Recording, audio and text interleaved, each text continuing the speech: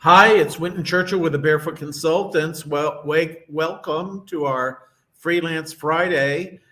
Today, we're going to talk a little bit about things that we're thankful for in anticipation of the Thanksgiving holiday coming up next week. There's a lot to be thankful for in the world of freelancing, and we're going to go through some of those things. And I'd love to have any suggestions you might have. But the big thing is that one of the things I'm thankful for is that the world now gets remote work. I've been working on job and project networks for over 20 years now, and began in earnest teaching others how to do this 15 years ago. And so much of the time that I spent talking to people about this topic was explaining the idea of remote work, that you could actually do work where you didn't have to be in your office. And I know that seems like a kind of a given, but not a lot of people really understood that at the visceral level. So now lots of people get that thanks to the pandemic. One of the silver linings of the pandemic is that virtually almost every worker worldwide wound up doing some amount of work from home, especially in the realm of what we would call knowledge workers, people that, work with spreadsheets and PowerPoints and that kind of thing during the week. Tom, good to see you. Thanks for stopping by, and happy Thanksgiving to you as well. Very good. Good to see you. And the other thing that happened is that people that work remotely got their taste of it. I mean, think of all the years, especially most of us of 50 plus and baby boomer age. We worked in corporations and for decades got up every morning and, depending upon where you were working and what you were doing, would put on a suit and tie and drive off to work. There's Bob coming in. Good to see you, Bob. Bob and I used to work for the same company in Los Angeles, and we both jumped on the freeway every day and made the commute and had an entire wardrobe to do our job, and we're out seeing clients and that kind of thing. So had to make sure we were looking spiffy when we did that. And man, when you don't have to drag a wardrobe around and don't have to pay for that extra card just to get to the office, things really are different. The other thing that I was really thankful for is, this idea of productivity went up when people were working from home. I first began working from home, I guess, when I was with Sun Microsystems, almost probably about 25 years ago. And they were, the very first application you could use and the only application you could use was your email. But what a great thing to be able to check your email from home without having to go by the office. And a lot of times, because I flew around and, was traveling, and you might get in late on a Friday night or something like that, and you didn't want to have to go to the office to check your email. You wanted to be able to check it from home. And of course, we were doing that, and it was just so much nicer when you didn't have to. So certainly, there were a lot of surveys done during the pandemic and after the pandemic that people were more productive when they could take breaks when they needed to, when they could manage picking up kids from school maybe, or other obligations they might have, and weave everything into a day, so that was a pretty big deal. And it's documented now, so all those naysayers, those managers that said it'll never work to have people working from home and that kind of thing, were quite shocked as these surveys were coming out and published in various journals. That says both managers and remote workers agreed that they were more productive when they were working from home. Now, that's not for every job. And of course, there's a lot of jobs that you just still have to show up for. If you're working in a restaurant or something like that, you got to show up and meet people and that kind of thing. But there are quite a number of jobs that you can do from home. The other thing, the fourth thing that I have on my list, and welcome to chime in here as you see fit, is the schedule flexibility. That's the number one factor. We just presented a sort of a survey this past Tuesday night on our freelance call. And the number one thing that people like about freelancing, 32% say that it is the schedule flexibility, that they kind of get up in the morning and block out their day and plan it out the way that works for them. Some of it's doing business stuff, some of it's doing personal stuff. And if, it's just a great way to be. And once you have that, what would you call it, fungible schedule, there's a lot of good things can happen as you go forward on that. The fifth thing is to hone in on what is your most productive time of the day. There's been a lot of research of late about, different people, different attitudes about work, and different times of greatest productivity. And we all know people like that. I mean, some people are morning people, some people are evening people, that kind of thing. And if you're a night owl, why shouldn't you be able to do the work that you want to do in the evening hours? It fits your lifestyle better. It fits better with your bio clock, your natural rhythm. So this is a great way to be more in tune with that. And I mean, I can remember lots of travel across time zones and having to get up in what for me would have been the middle of the night to go to a meeting, and just very rough duty to force your body into meeting times, and your mind most especially into meeting times when you're not at your best. And so this is a very cool thing. Now, another thing to be thankful for is digital nomad visas. And for those of you that don't know what those are, when you work online and you travel to a country, it was kind of a gray area in many cases, whether you were actually working in that country or not working in that country. And many countries decided to create this thing called the digital nomad visa. And it means that for a relatively modest amount of money, you can come there, you can work from your home, wherever that is, wherever you're staying. And you don't have to get involved with the tax system and the immigration, as long as the work that you're doing is not work that, you're not going out within the country and doing work, but you're doing work around the world, other places, through an employer, that kind of thing. So digital nomad visas are enabling that. And of course, during the pandemic, there were some countries that said, we don't want any more digital nomads here because they create a burden on the healthcare system and transportation and other things like that. But they quickly realized that that was not a very accurate assumption. A lot of digital nomads on an annual basis, if they decide to stay in a place, will spend $20,000 to $30,000 to $40,000 a year in housing expenses, transportation, food, dining out, all the other things that you do as you live your life through the year. So it really didn't make any sense to keep these people out who were bringing lots of money into the local economy and enabling people to do in that country things that they, bringing business there, that if they didn't have that business, they wouldn't have the full employment they have. They wouldn't have sort of the levels of commerce in their grocery stores and markets and that kind of thing. So just a very good thing to have happen is this whole digital nomad thing.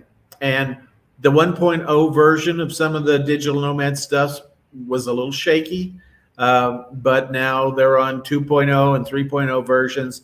And as it's better understood around the world, it really makes a lot of sense. Now, the other thing that I'm particularly thankful for is that networks like Upwork and Freelancer.com and Fiverr all saw tremendous growth during the pandemic. Many companies, nonprofits, government organizations turned to these freelance networks in order to get their work done, and got comfortable working with freelancers and shipping work around the world wherever they could find the talent to do this. And this is certainly one of the great equalizers of the freelance economy, is you can do that. The work that you have on your desk in front of you today, it can be basically subcontracted to a freelancer, so they're doing that on a regular basis. So that's a very cool thing. Another big breakthrough is online learning and courses of one kind or another. There's been just an explosion of the amount of learning that you can do online. And I was talking with a colleague early this morning and just said, how many YouTube videos did you watch during the pandemic versus prior to? And, we all got lots of education, some of it good, some of it crazy stuff like TikTok and that kind of thing. But learning how to do things in different ways, learning how to use new software, learning how to be more productive, all those things are swarming all over the internet, and YouTube particularly, and giving us all ideas of how to be a little better at what we do. And so lots of people have partaken in that during the pandemic and have very new skills, new sets of skills, new knowledge of things. And it's clear that this is the way that going forward, we're going to be educated. Our business is largely based on courses and training material and training programs. And, compared to what we were doing 5 or 6 years ago, the whole online course creation has revolutionized the way we do business, because it allows people to work at their own pace through training programs, but still get that live support when they want it. So big surge in that. And they talk about big events in history really forced change that was already happening. Well, change was already happening from the standpoint of people working differently. And in fact, I want to share an article. Let me see if I can get this bad boy going here 1 second. And this is an article that says that, wrong button, going to the right button. Where is that?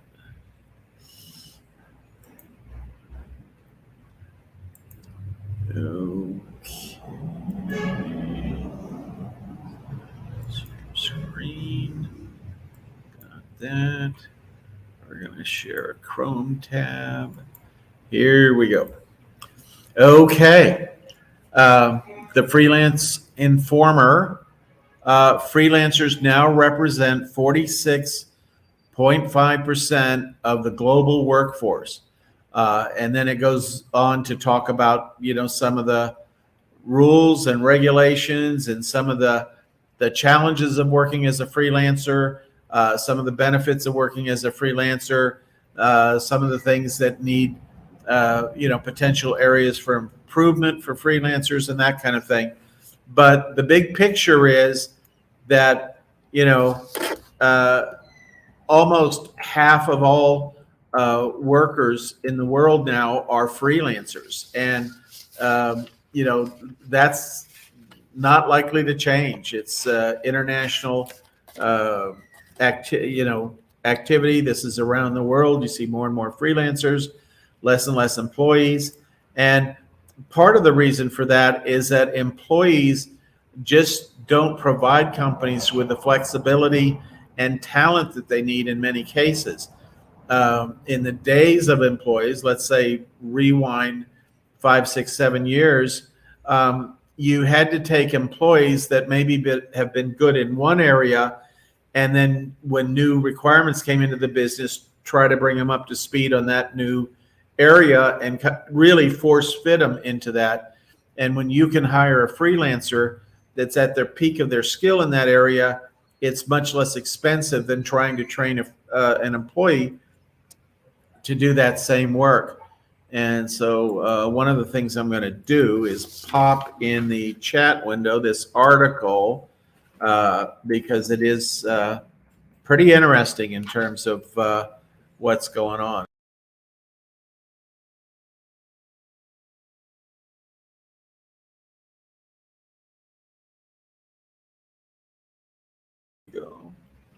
Now that all this is going on.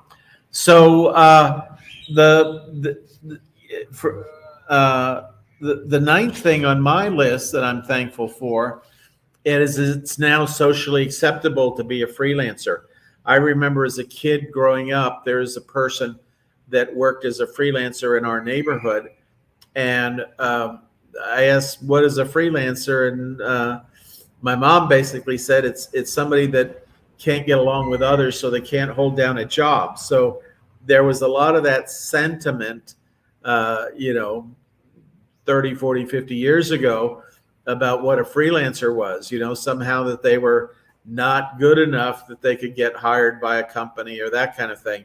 Now it's completely the opposite. We have this thing called the Great Resignation that has, millions of former employees setting out into the world of freelancing because it's so much more desirable on so many different levels.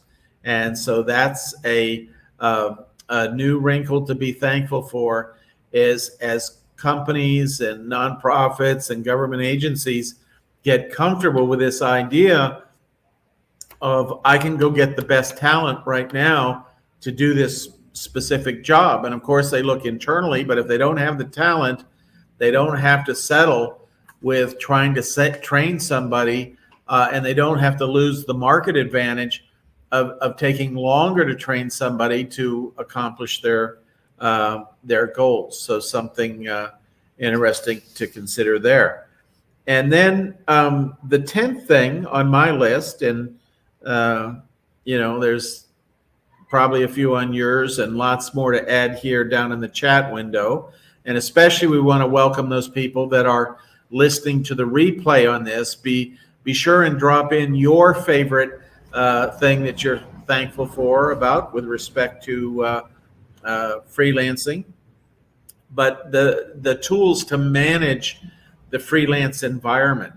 And this is pointed out really by the fact that LinkedIn announced that they were going to become a freelance network, and I applaud that. And anytime a big player like Microsoft, which owns LinkedIn, steps into freelancing, it gives it a whole new shot in the arm. The challenge right now for doing freelancing on LinkedIn is they don't really have what's called a transaction engine. They can't manage the whole project and the payments and the changes and that kind of stuff within LinkedIn. And my guess is it'll be 2 or 3 years at least before they get anything that's capable of doing that, unless they go out and buy one of the other freelancing exchanges, which is frequently talked about in the press, like Microsoft buys Upwork or Fiverr or one of those guys. That could happen. But unless something like that happens, and even if something like that happened, it would take a while to integrate the functionality in these very mature systems. Upwork has been around for at least 20 years, and there's lots of maturity and fine-tuning that's gone into their software that somebody starting from scratch, like even as powerful and as resourceful as Microsoft, would have. They've got a tough challenge ahead of them to make LinkedIn as flexible and useful as something like Upwork. But the tools to manage this virtual environment is another thing to be thankful for. And those of you that have ever used anything like Trello or any other application, Asana is another one that we use. And there's different sorts of project managers and that kind of thing that are very robust. And one of the big recipients as a sector of venture capital during the pandemic is software that makes life easier for freelancers, whether it's managing projects, handling their finances, buying insurance services, that kind of thing. There's lots of money poured into those kinds of startup deals, basically, and they are just now coming to market with the 1.0 versions of those products. So lots of money invested, lots of good tools that are out there already, lots of good tools that are coming over the next year, and the freelance environment is just going to get more and more robust as we go forward. So that's my list. What's yours? Do you have some ideas on what you're thankful for in the freelance economy as we've seen it unfold and evolve? As we sit here, a lot of us have had to put off Thanksgivings in years past because of the pandemic, and people are looking at the world with new eyes now. And I just traveled from the U.S. to Mexico a couple weeks ago, and I'll be down here for several months, and just a whole different vibe on the street and out in restaurants, and it's great not to see everybody masked up and that kind of thing. So I'm really enjoying that. So I hope you are as well, and hope you get a chance to travel soon if you haven't traveled already. Traveling is getting easier and easier. It feels like I traveled this past year 5 different times, twice to international destinations.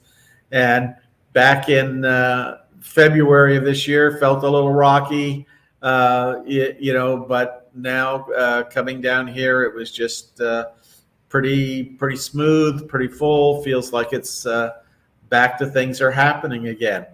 So thanks for stopping by. Thanks to those of you taking a look at this on the replay. Be sure and put what you're thankful for down in the chat there, and we look forward to seeing you next time. And Tom says, "Yeah, I'm thankful for not having to commute." Boy, that's a big one. That's the one nice thing is I travel in and out of cities. I was in Atlanta about a month ago, and traffic was a little bit bad coming from the airport in spots, but much less than I remember it when I used to spend a lot of time there. So just less traffic on the road and that kind of thing. That's a marvel in itself. And one of the byproducts of this pandemic is less business travel. Now that managers have figured out that everybody can jump on a Zoom call and see each other and share PowerPoint presentations and that kind of thing, it makes it harder and harder to justify, a 3-day business trip someplace just because you need to give a presentation to a group of people. And of course, I would be the first to admit, and Bob, you probably recognize this as well, there's nothing that replaces that face-to-face interaction with people. But yeah, if it's the difference between spending $5,000 and taking 3 days out of your week, or to do travel and that kind of thing, or jumping on a Zoom call for 4 hours and tackling a problem or working out a plan or whatever it might be. So, very, very interesting shift in dynamic. So with that, we're going to sign off. Have a great weekend, and we'll see you next Friday for Freelance Friday. Take care.